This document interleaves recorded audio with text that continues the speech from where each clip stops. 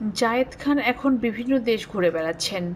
বিদেশে বিভিন্ন অনুষ্ঠান করে তিনি সবার মন জয় করছেন। বর্তমানে কানাডার টরন্টোতে রয়েছেন এ নায়ক। সেখান থেকেই সরকারি চাকরিতে কোটা সংস্কার ইস্যুতে সামাজিক যোগাযোগ মাধ্যম ফেসবুকে জায়েদ খান একটি ভিডিও বার্তা প্রকাশ করেছেন। ভিডিও বার্তায় দেশের চলমান পরিস্থিতি নিয়ে কথা বলছেন এই অভিনেতা। জানিয়েছেন শোক, সেই সঙ্গে ভালো কিছু করার আহ্বান।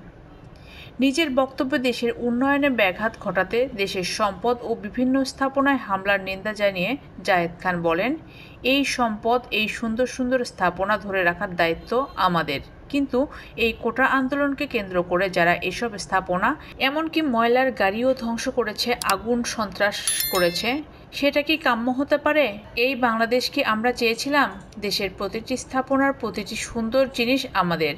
আমরা সবাই এক। এই এক স্লোগানকে সামনে রেখে আমরা ভবিষ্যতের জন্য কাজ করে যাচ্ছি যার যার জায়গা থেকে। নিহত শিক্ষার্থীদের প্রতি সমবেদনা জানিয়ে জায়েদ খান বলেন, এ আন্দোলনে অনেক শিক্ষার্থী নিহত হয়েছে, আহতও হয়েছে, অনেক মানুষ হাসপাতালে। এটা কোনোভাবে মেনে নেওয়া যায় না।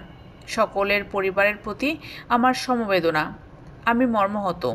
এদের মধ্যে কেউ আমার ভাই, আত্মীয়, প্রিয়জন। প্রতিটি মানুষই বাঙালি। আশা করি এই শোক কাটিয়ে উঠবে হতাহতের পরিবার। সরকার তাদের পরিবারের জন্য সুষ্ঠু ব্যবস্থা করবে। যারা এ মানুষকে মেরেছে তাদের বিচারের আওতায় আনা হবে। দেশের শান্তি প্রতিষ্ঠায় সবার প্রতি আহ্বান জানিয়ে জায়েদ খান বলেন, আমাদের বাংলাদেশ সুন্দর হবে। আমরা সবাই মিলে দেশকে সামনে এগিয়ে নিয়ে যাব। হানাহানি বন্ধ হবে, সন্ত্রাস, আগুন হামলা বন্ধ হবে। ছাত্রছাত্রীরা তাদের ক্লাসে ফিরে যাবে। যে কোনো দাবি যৌক্তিকভাবে সমাধান হবে। সবাই মিলে দেশকে এগিয়ে নিয়ে যাব।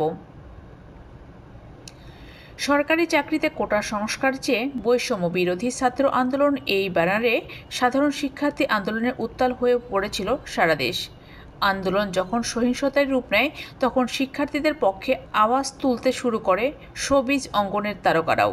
গত এক সপ্তাহে উত্তপ্ত পরিস্থিতি কিছুটা শান্ত হয়েছে, তবে এই মুহূর্তে আন্দোলন ঘিরে সংঘাত, সহিংসতা, নিহত ও গণগ্রেপ্তার, হয়রানি ঘটনায় যে যার মতো প্রতিবাদ জানাচ্ছে।